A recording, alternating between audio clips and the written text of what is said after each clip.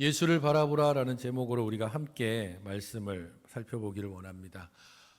지난번에 말씀드린 대로 히브리서 11장은 믿음장으로 우리가 모두가 다 알고 있습니다.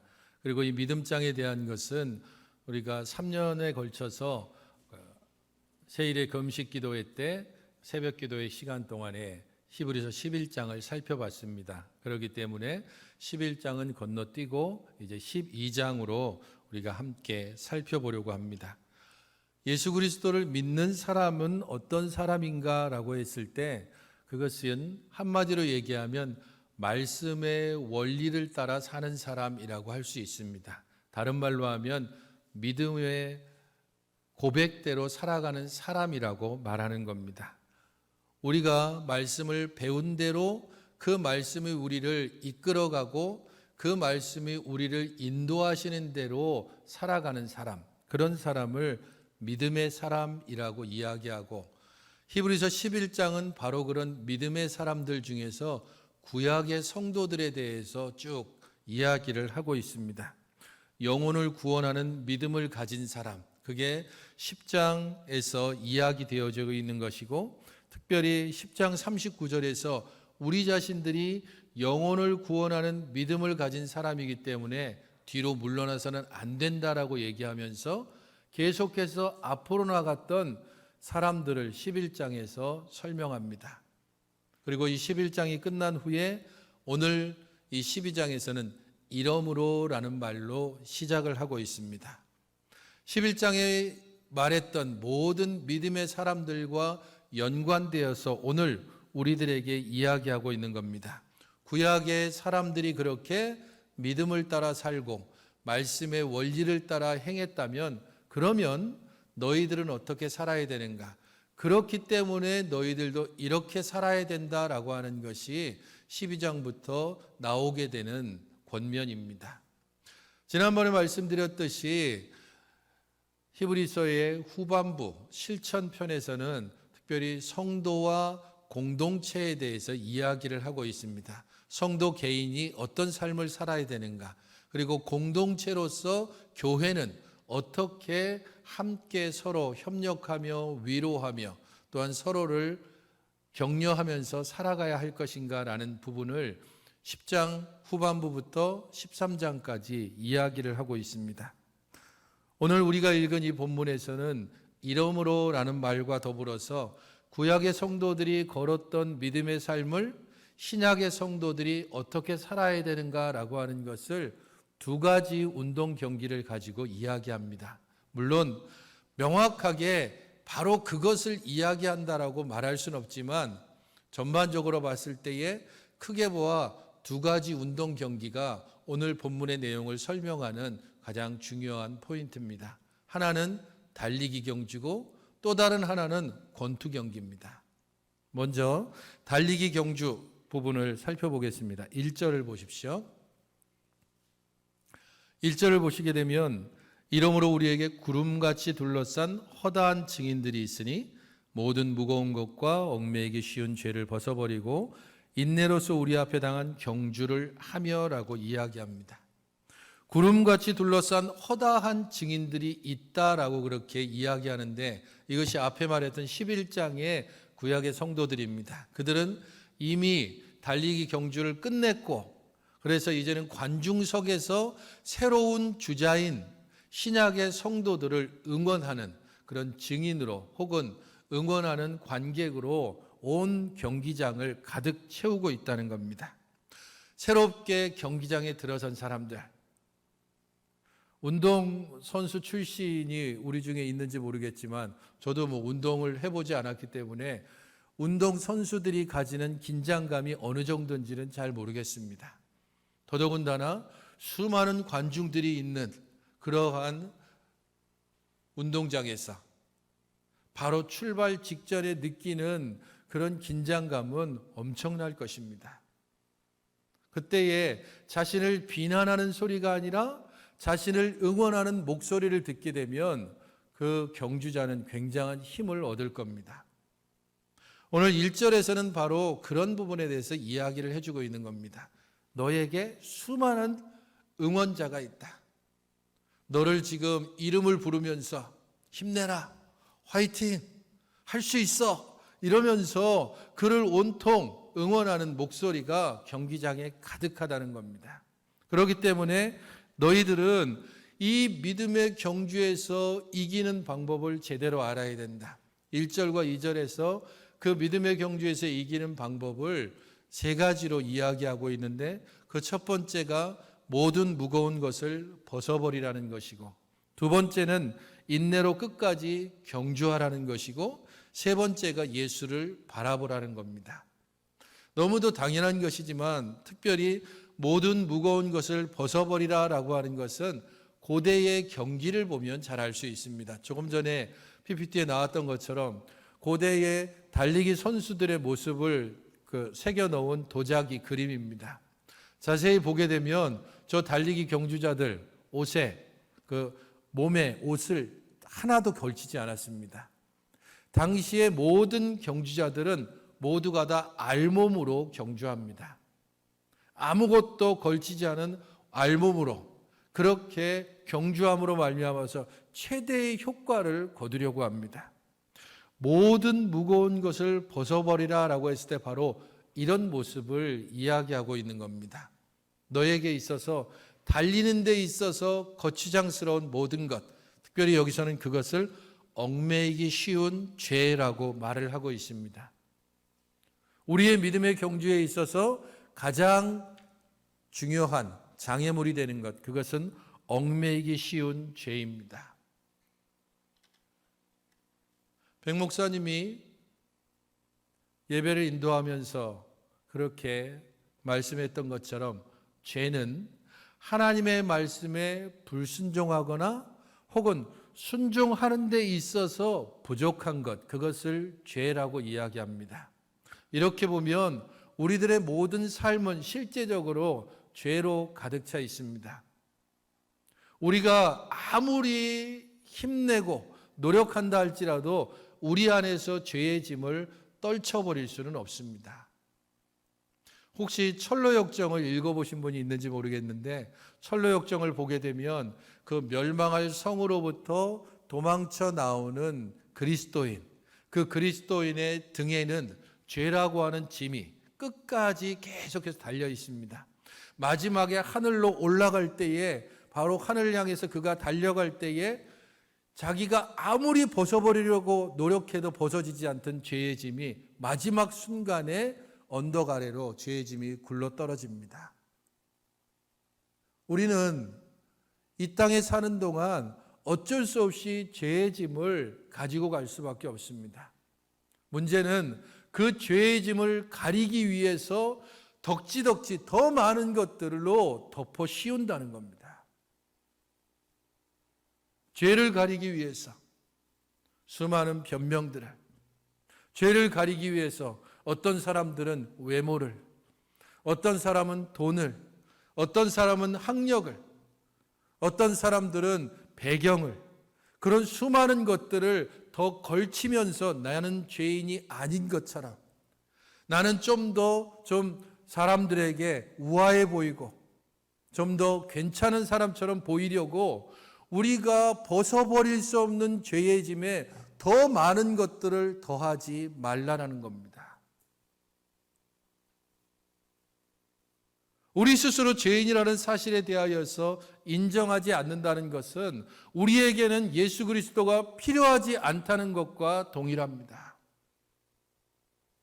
여기서 말하는 죄의 짐은 그래서 우리 안에 있는 원죄를 말하는 것이 아니라 그 원죄를 가리기 위해서 우리가 끌어들이고 있는 수많은 거추장스러운 장식물들입니다.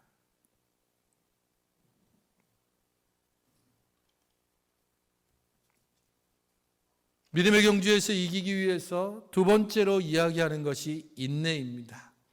그래서 이 믿음의 경주를 가는 데 있어서 단거리가 아니고 끝까지 인내함으로 뛰어야 되는 그러한 인내를 이야기합니다.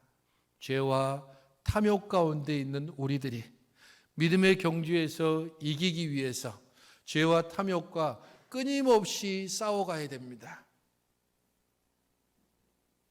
장거리 달리기를 해보신 분은 알지만 장거리를 달릴 때는 결코 욕심내서는 안 됩니다.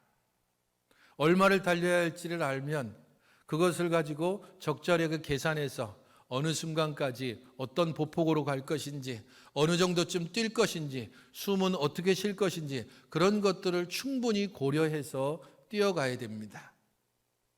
그냥 처음부터 이길 거라고 무조건 앞달려가서는 안 됩니다.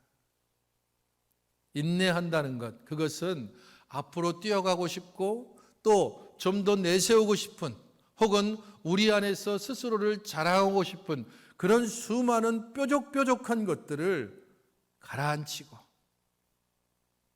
참고 내가 달려가야 될 그 최고의 꼬린 지점을 향해서 묵묵히 뛰어가는 겁니다. 세 번째로 이야기하고 있는 것이 예수를 바라보라라고 이야기합니다. 믿음의 주여 온전케 하시는 이인 예수라고 이야기하는데, 이 부분은 믿음의 창조주여, 믿음의 완성자라는 말입니다. 예수님은 믿음을 시작하신 분이고 믿음을 완성하신 분이라는 겁니다. 예수님이 믿음의 첫 출발선이기도 하고 그리고 믿음의 마지막 결승선이기도 하다는 겁니다.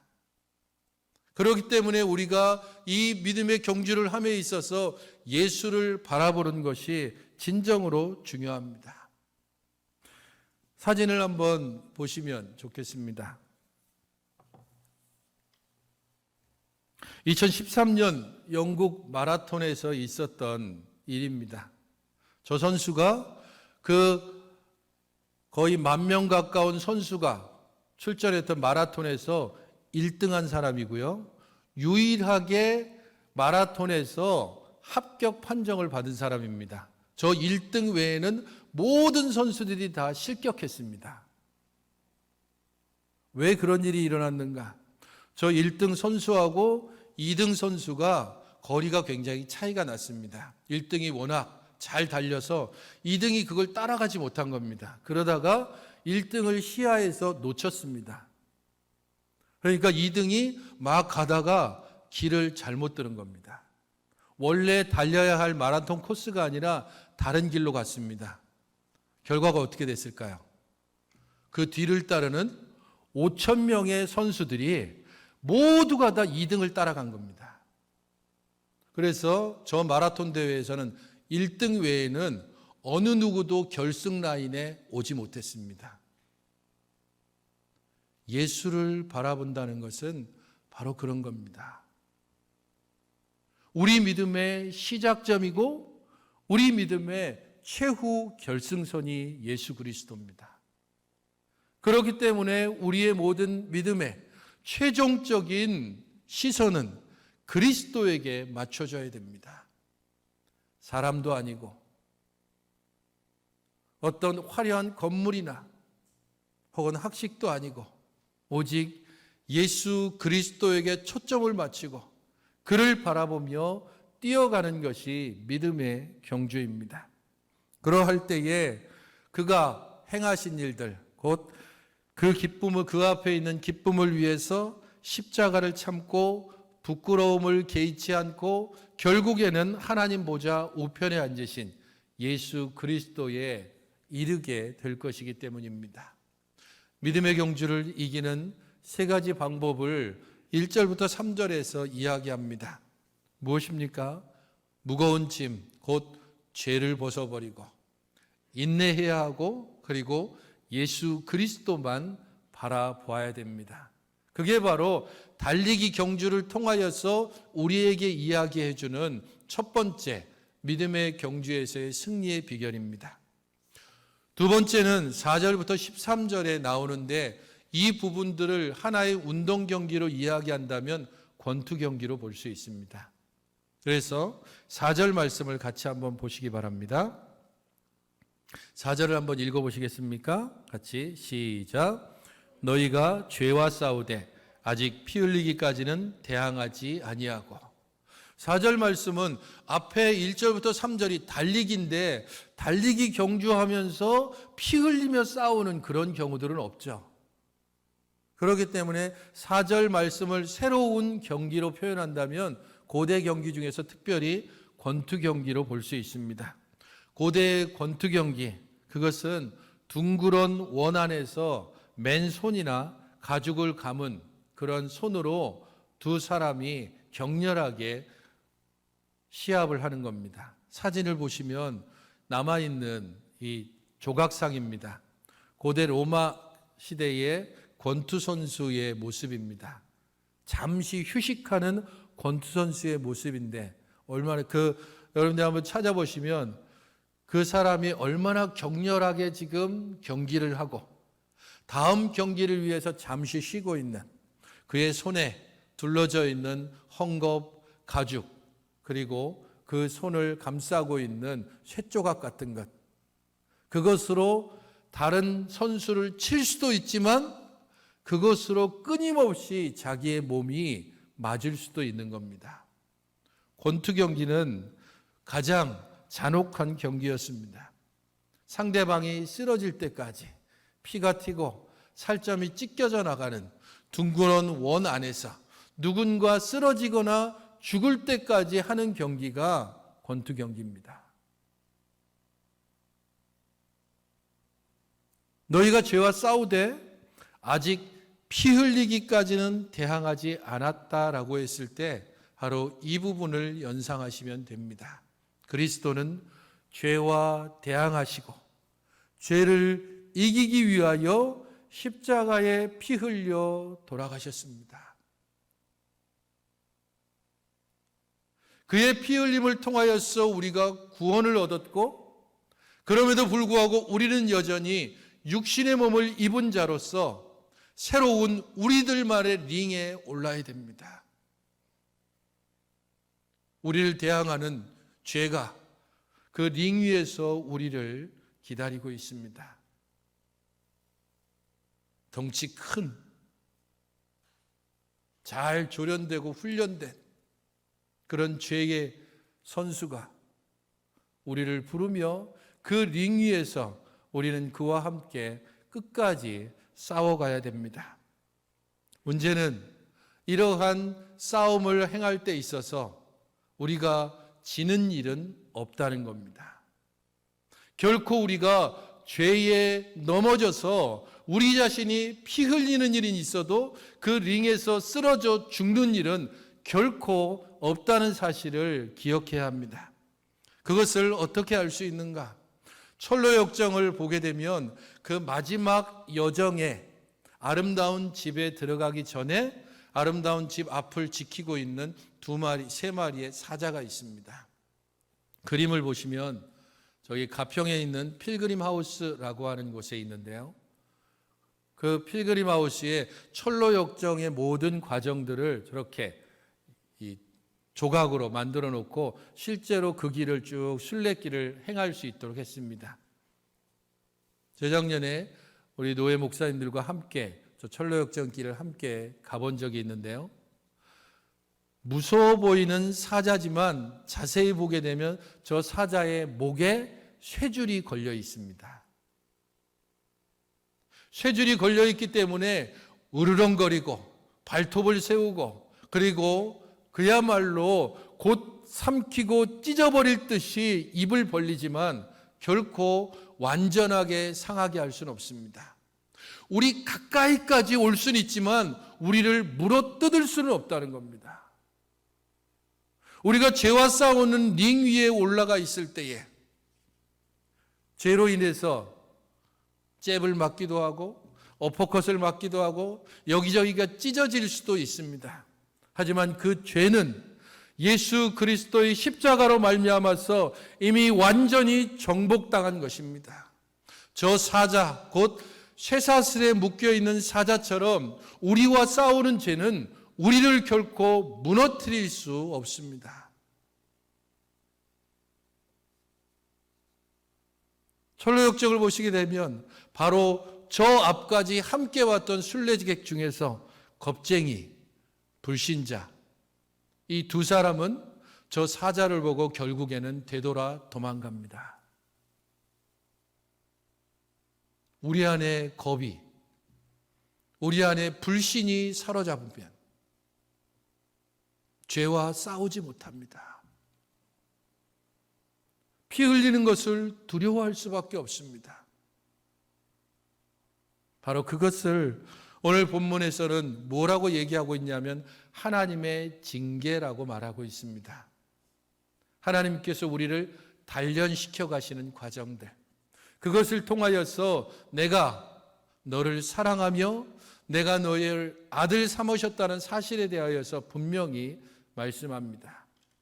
자녀들을 망치는 유일한 방법이 있다면 그것은 자녀가 원하는 것을 절대로 거절하지 말고 다 들어주면, 그녀는 그렇게 되면 완전히 자녀를 망치게 됩니다. 하나님이 우리를 징계하시는 것, 때로는 고난 가운데도 두시고 때로는 죽을 것과 같은 그러한 링 위에 올려서 죄와 싸우게 하시는 이유는 그것을 통하여 우리가 이 죄를 이겨나가며 이 죄가 얼마나 집요한가 하는 것을 알게 하고 결국에는 이 죄의 짐을 그리스도 외에는 결코 우리에게서 떨어뜨릴 수 없다는 것을 인정하고 하나님께 온전히 복종케 하기 위해서입니다. 그러므로 사랑하는 성도 여러분, 우리 안에 있는 수많은 일상의 삶 가운데 때로 어려움이 있고 힘겨움과 곤고함과 또한 고난이 있다 할지라도 그것을 결코 두려워하거나 그것과 맞서 싸우는 일들에 있어서 뒤로 물러서서는 안 됩니다. 주먹을 불끈 쥐고 다시 한번 무릎에 힘을 주고 죄와 싸우되 피 흘리기까지 싸우는 이, 바로 그런 이들이 믿음의 경주를 끝까지 달리는 자며 그가 마지막 결승전까지 올라가고 마지막 결승 골라인을 통과할 수 있는 사람입니다. 혹시 이분이 어떤 분인지 기억하는 분이 있을지 모르겠습니다. 저 장면 혹시 누군지 아십니까?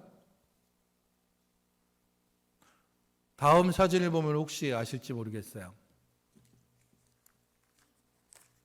홍수환 선수죠.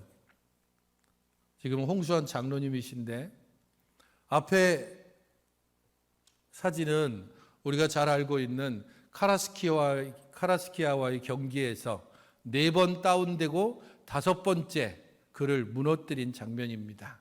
사전 오기 장면으로 잘 알려져 있는 그런 홍수환 선수의 복싱 경기 모습을 1977년 11월 27일 저도 그때 생중계로 그 흑백 TV로 봤습니다. 2회에 4번이나 다운되고 3회에 결국 상대편 선수를 쓰러뜨린, 그래서 사전 오기라는 말을 생기게 하고 한국 복싱 역사에 새로운 이정표를 남긴 그러한 선수이기도 합니다. 그 홍수환 선수가 이 부분을 기억하면서 했던 짤막한 인터뷰가 있습니다. 약 3분 정도쯤 되는데요. 잠깐 한번 보시면 좋겠습니다.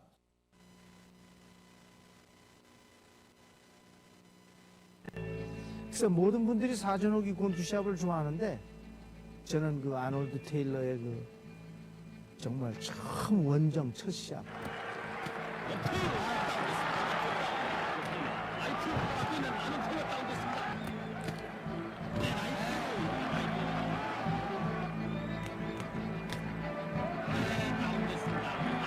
그 어머니 목소리가 야 수아나 엄마야 나 챔피언 먹었어 그랬죠. 그랬더니 우리 어머니가 그때 참 멋있는 말씀하셨어요.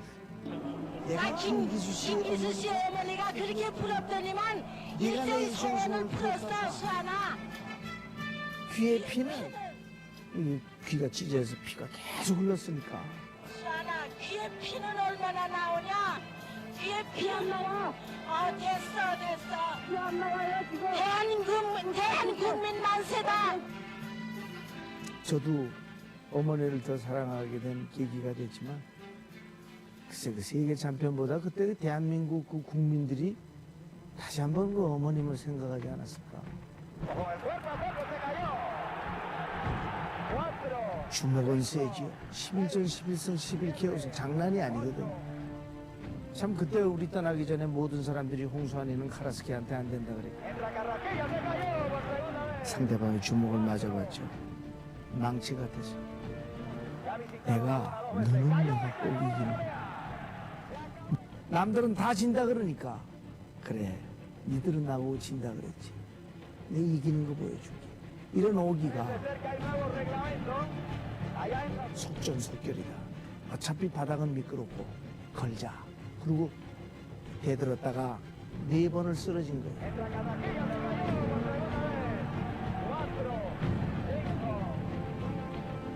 이제 3회전에 들어갔어요. 선생님이 저보고 이름을 물었어요. 네 이름이 뭐냐? 수환이다. 됐다. 어차피 여기서 우리가 판정 보고 온 건 아니지 않냐? 이래도 뛰고 말아라.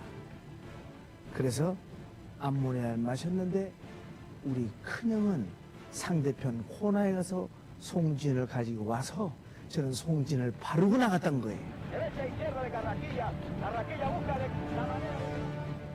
그게 링바닥을 잡아주는 거예요, 두 번. 그때 걸렸어. 저는 그때 그 선수의 신음소리를 듣고 왜? 그건 놓칠 수가 없는 거예요. 그건 놓치면 저놈의 그 무서운 주먹을 또 맞아야 되거든요.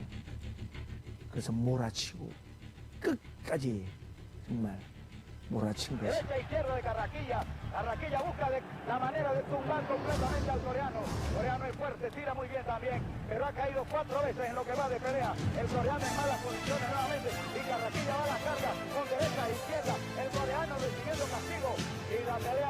내가 이기려고 노력을 했더니 운이 따른 거지.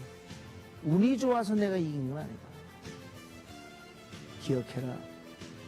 내가 모든 사람이 나보고 진다 그랬을 때 난 이기겠다고 노력했더니 운도 따랐다. 마지막 말 기억하십니까? 기억해라. 내가 이기겠다고 마음먹었더니 운도 따랐다라고 이야기하고 있습니다. 모든 성도들의 이 믿음의 싸움은 이겨야만 하고 이길 수밖에 없는 싸움입니다. 그렇기 때문에 우리 자신들이 하나님께서 주신 은혜를 더욱더 소망하면서 비록 찢겨지고 피 흘리며 때로는 고난이나 어려움들이 있다 할지라도 믿음의 경주를 끝까지 걸어갈 수 있도록 하나님께서 우리에게 주신 은혜를 소망하면서 살아가는 것이 필요합니다. 바로 그 부분을 마지막 12절과 13절에는 이렇게 이야기합니다. 그러므로 피곤한 손과 연약한 무릎을 일으켜 세우고 너희 발을 위하여 곧은 길을 만들어 저는 다리로 하여금 어그러지지 않고 고침을 받게 하라. 피곤한 손, 연약한 무릎. 믿음으로 산다는 것이 세상 흘러가는 대로 사는 것보다는 쉽지 않은 삶인 것은 분명합니다. 그냥 감정이 흐르는 대로, 세상이 흘러가는 대로 그렇게 살면 편할 수 있습니다. 그러나 믿음의 삶은 그것을 거부하고 거슬러 가고 죄와 끝까지 싸워가야 하는 싸움입니다. 그러한 싸움들을 우리가 이길 수 있음을 분명히 알고 쇠사슬에 묶여있는 사자와 같은 그런 죄의 존재를 좀 기억하면서 하나님이 우리에게 주신 은혜를 따라 끝까지 믿음을 증거하고 믿음 안에서 온전한 성도의 삶을 살아갈 때에 이 땅 가운데 비록 지금 이 코로나 사태로 인해서 교회도 복음도 어찌 보면 예수님조차도 땅에 떨어진 것 같은 이 상황에서도 우리 믿음의 성도들이 진정한 믿음의 삶으로 죄와 싸우는 그 모습을 통하여 참된 복음의 능력이 무엇인지를 이 땅 가운데 보여줄 수 있을 것입니다. 그것을 위하여 우리는 달리는 경주자고 링 위에 올라선 권투 선수라는 사실을 잊지 말고 끝까지 그리스도의 힘과 능력을 구하며 이 믿음의 경주를 달려가시고 그리고 상대방을 때려 눕히시는 여러분들이 되시기를 주님의 이름으로 축원드립니다. 하나님 아버지, 저희의 모든 삶이 주의 은혜 가운데 늘 풍성하며 우리 주 하나님의 은혜 안에서 날마다 새롭게 하여 주시옵소서. 우리의 삶이 하나님의 뜻 가운데 온전히 이루어지기까지 저희들의 연약한 마음과 생각과 육신을 은혜 안에서 강건케 하여 주시옵시고 그리하여 죄와 싸우되 피 흘리기까지 싸우는 일들을 두려워하지 않고 그 모든 일들을 주가 주시는 은혜와 능력 안에서 넉넉히 감당하는 모든 믿음의 성도들 되게 하여 주시옵소서. 예수님의 이름으로 기도하옵나이다. 아멘.